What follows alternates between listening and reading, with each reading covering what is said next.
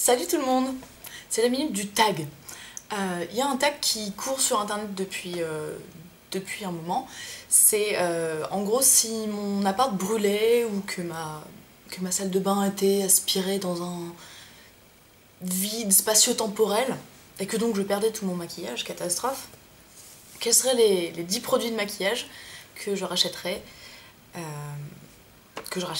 en premier ou dont j'aurais besoin dans l'immédiat, absolument tout de suite pour me remaquiller le jour même. Donc, c'était assez amusant de regarder dans mon maquillage et de me dire, bon, qu'est-ce qui est absolument indispensable là? Et bon, évidemment, j'ai beaucoup plus que 10 produits de maquillage, et donc il a fallu faire un choix. Et en fait, je me suis rendu compte que je faisais ça par ordre d'importance, naturellement. Donc ce qui m'est venu en premier, c'est le teint. Je pense que je pourrais, si vraiment il fallait prendre que 2 produits ou quelque chose comme ça, je prendrais que des produits de teint. Parce que c'est la première chose que j'essaye de faire quand je me maquille, c'est de corriger mes boutons, mes cernes, etc. Et à partir du moment où j'ai l'impression que mon teint est correct, déjà j'ai pas vraiment besoin du reste. Il a fallu choisir un fond de teint, même si j'en mets pas tous les jours. Je pense que si mon appartement brûlait, j'en rachèterais quand même un. Celui que je préfère, je pense, qui est le plus adaptable aux différentes saisons, etc., ça serait le Bourjois Healthy Mix. La teinte que j'ai, c'est la 51, c'est la plus claire. C'est vraiment la bonne couleur pour ma peau. Bonne couleur et bon ton de couleur aussi, pas trop rose, pas trop jaune, enfin bon, bref. Et bref, ça c'est pour moi, ça me concerne. Mais surtout, il a une texture et une couvrance que je trouve vachement bien. La couvrance, c'est pas une très grosse couvrance, mais c'est pas du tout ce que je recherche de façon générale, donc je la trouve vraiment bien. Mais c'est pas non plus ces espèces de fond de teint un peu bizarres qui ont une couvrance légère et qui en fait n'ont pas de couvrance du tout, donc autant rien mettre à ce moment-là. Celui-là, il a quand même une couvrance, et surtout, il fait vachement naturel. On le voit pas, on le sent pas, il s'étale super bien, etc. Et c'est vraiment le meilleur que j'ai trouvé dans beaucoup de marques en fait. Et j'ai même un fond de teint Yves Saint Laurent, le touche éclat, qui est quand même beaucoup plus cher que ça. Et en fait, je trouve qu'il fait moins naturel que celui-là. Donc c'est vraiment celui-là que j'irai chercher. Ensuite, deuxième étape, cacher les boutons. Très important. J'ai quasiment jamais un jour où j'ai pas au moins un bouton à cacher. Et en particulier quelques cicatrices qui me restent de boutons qui datent de 1914 et qui ne partiront jamais. Donc je les camoufle tous les jours, en tout cas tous les jours où je me maquille. Donc il a fallu choisir et ça n'a pas été facile. Je pense que je vais tricher. C'est-à-dire que je dirais, si je suis dans une période où j'ai vraiment des gros boutons à cacher, je m'achèterai le Dermablend de Vichy, parce que c'est mon fidèle compagnon et qu'il est vraiment efficace pour cacher des trucs un peu méchants. Mais il est plus cher que l'autre auquel je pense. Et donc, si j'ai pas une catastrophe sur le visage, j'irai vers le Fit Me de Maybelline, que j'ai acheté très récemment, mais que je trouve très bien. Il a une couvrance moindre, mais du coup il a un effet plus naturel, et quand on n'a pas besoin de ça, celui-là est très bien. Donc l'un ou l'autre en fonction de l'état de mon visage au moment où la catastrophe se produit dans mon appartement. Ensuite, cacher les cernes, et j'ai essayé des millions d'anti-cernes. Certains étaient bien, certains étaient pas bien. Mais en fait, le truc qui marche le mieux pour cacher mes cernes, c'est le Skin Glow Pencil de Une, qui est un petit crayon comme ça, avec une mine un peu grasse, et qui est d'une couleur plus claire que ma peau. Et je le mets là où je suis vraiment sombre, et après j'estompe. Et ça fait quelque chose, en tout cas sur moi, ça fait quelque chose de très naturel. Et ça cache juste là où j'ai besoin de cacher, et ça va. En général, j'utilise ça et j'ajoute un peu d'anti-cerne habituel. Mais puisque là, il faut limiter les produits, et ben, je pense que je me contenterai de celui-là. Le deuxième truc qui m'est venu, étrangement, c'est les sourcils. Et là, bon, je sais que tout le monde fera pas forcément comme moi, mais j'ai deux produits différents pour les sourcils. Le premier, c'est le kit pour sourcils de chez Gosh, qui a 3 ombres de couleur à l'intérieur.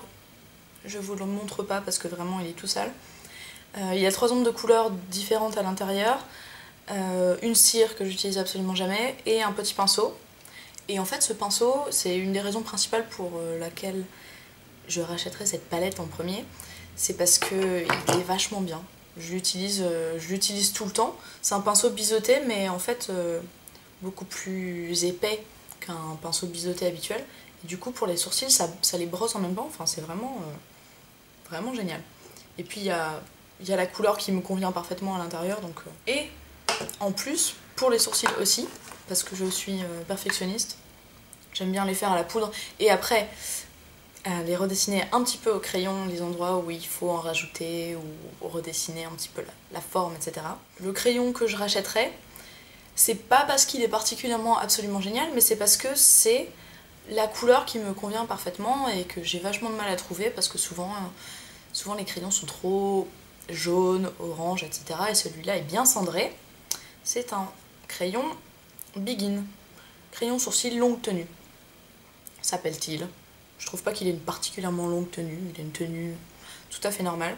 Mais j'irai vers celui-là parce que c'est vraiment la couleur parfaite pour moi. Ensuite un blush, je peux pas me passer d'un blush. Si je pouvais, je rachèterais 10 blushs, mais non. Donc j'ai pris celui que j'utilise le plus souvent, qui va avec tout, en gros, parce qu'il va avec la couleur de ma peau. Il est rose, et c'est le Yves Rocher teint médium abricoté.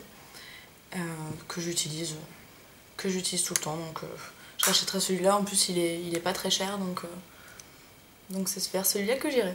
Ensuite le mascara. Et oui, j'ai pensé au mascara avant de penser aux ombres à paupières, parce que c'est plus important pour moi. Celui que j'ai choisi, c'est le Volume Glamour, et là celui que j'ai dans la main, c'est le modèle Ultra Curl, parce qu'en fait des volumes Glamour, ils en ont, je sais pas, 3 différents, 4 peut-être. Et celui-là s'appelle Ultra Curl et il a une brosse, vous savez, un peu courbe. En fait, si je devais, bon là je le finis forcément, mais si jamais tout brûlait et que je devais en racheter un, j'achèterais le Ultra Black, qui est en fait en gros exactement le même, mais avec une brosse droite. Et même si je me suis habituée à ça, je suis toujours plus à l'aise avec une brosse droite. Je trouve qu'on fait plus ce qu'on veut, quoi. On a moins de chances de déraper et tout ça, je trouve ça beaucoup plus pratique. Donc, Ultra Black. Ensuite, plus que 2 produits. Plus que 2 produits et j'ai rien pour les yeux et rien pour les lèvres. Alors, celui que j'ai pris pour les lèvres, c'est celui que j'ai présenté dans ma vidéo des nouveaux produits que j'ai achetés. Ça fait pas très longtemps que je l'ai, mais je l'adore tellement que déjà je l'ai sélectionné. Je mets pas très souvent des rouges à lèvres, vifs ou pas vifs d'ailleurs. En général, je me contente d'un baume ou même rien du tout. Mais c'est quand même sympa d'avoir un truc qui a un peu de couleur. Si je devais ne plus avoir que 10 produits, j'aimerais bien avoir quand même quelque chose pour les lèvres. Et donc j'ai pris ce baume de Elizabeth Arden, qui est un baume teinté dans la couleur blush, qui est celui que j'ai sur moi aujourd'hui. Et c'était un rose, très joli rose, en tout cas pour ma carnation, très joli. Et donc je prendrai celui-là. Ce qui me permettrait d'hydrater mes lèvres tout en les colorant. Merveilleux. Et enfin, le dernier produit. Je voulais sélectionner quelque chose pour les yeux, des ombres à paupières, etc. Donc j'ai cherché un peu dans les palettes, parce que s'il fallait choisir qu'une seule ombre à paupières, ça serait vraiment difficile. Et j'ai pas des tonnes de palettes. J'en ai une qui est très naturelle, que j'aurais éventuellement choisie, mais la qualité des fards est pas assez bonne pour rentrer dans mon top 10. Et donc je suis allée vers cette palette de Studio Makeup Nude, que j'ai présentée aussi dans mes produits achetés récemment. Donc celle-là, ça fait vraiment pas longtemps que je l'ai, mais je pense que s'il fallait en racheter, elle est pas chère, et puis dedans il y a 8 couleurs différentes qui sont des ombres de bonne qualité, etc. Donc je pense que j'aimerais m'acheter celle-là pour me donner un petit peu le choix, quoi, pour pouvoir faire quelque chose de naturel comme quelque chose d'un petit peu plus poussé. Voilà. Et ben, en fait, c'était très amusant à faire. Je sais pas si c'était amusant à regarder, pas forcément, hein, tout le monde le fait, donc bon, je sais pas, ça permet peut-être d'avoir des avis sur quelques produits. Mais bon, je vous encourage à le faire parce que c'est vraiment amusant à faire. Salut tout le monde!